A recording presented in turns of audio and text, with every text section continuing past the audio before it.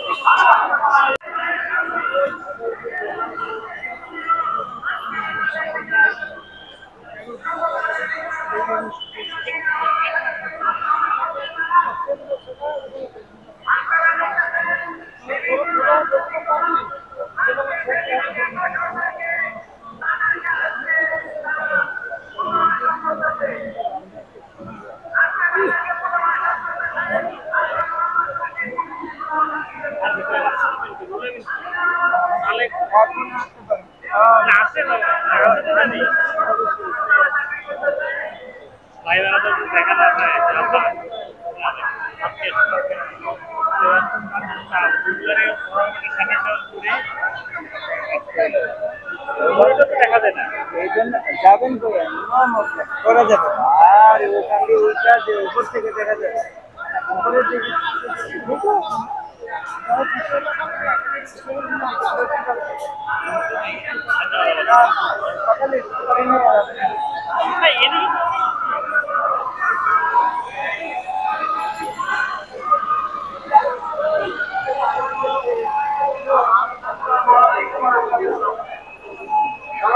ঐতিহাসিক আজকের এই সমাবেশে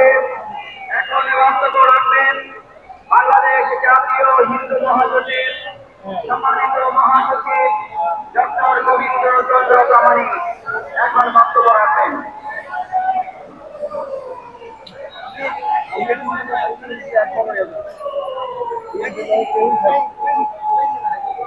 আমার দেশব্যাপী আয়োজিত আজকের এই মহাসমাবেশের মাননীয় সভাপতি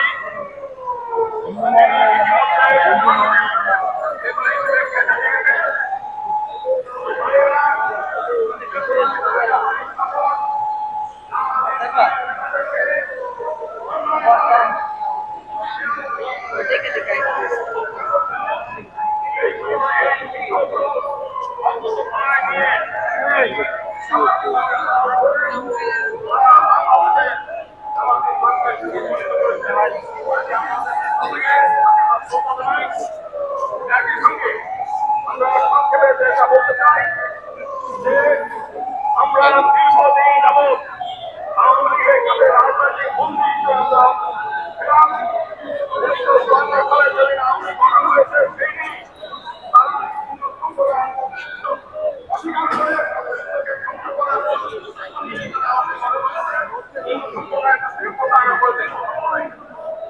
একই সঙ্গে আমরা আরেকটা বৃহৎ দল দেখেছি যারা দীর্ঘদিন এই দেশের শাসন করেছেন, তারা সম্প্রদায়কে প্রতারণা করেছেন, নির্দেশ করেছেন, পরিচালিত করেছেন। 2001 সালে আমরা দেখেছি বিএনপি ক্ষমতায় আসার পরে ওরা একটা উপজেলায় 200 ধর্ষণ করেছে, তারা সেটা বিচার করে নাই। এই আর একজন আদিবাসী নারীকে 4জন বিএনপি কর্মী দ্বারা ধর্ষিত হয়েছে। আছে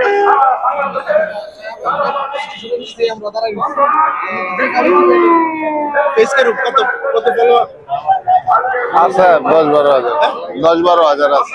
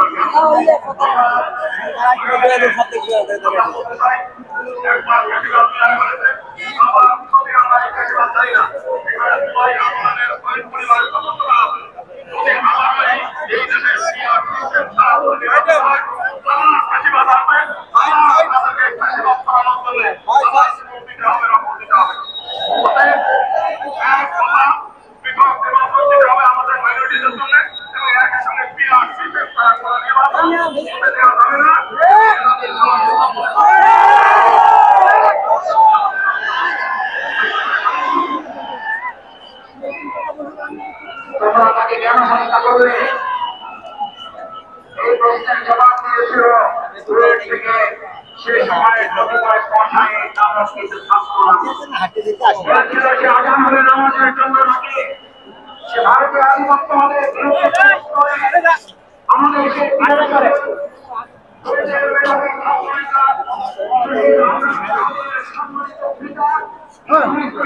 সম্মানিত প্রতিনিধি এখন বক্তব্য রাখবেন আমাদের সম্মানিত পত্রিকা। ওরে ভাইয়া ভাইয়া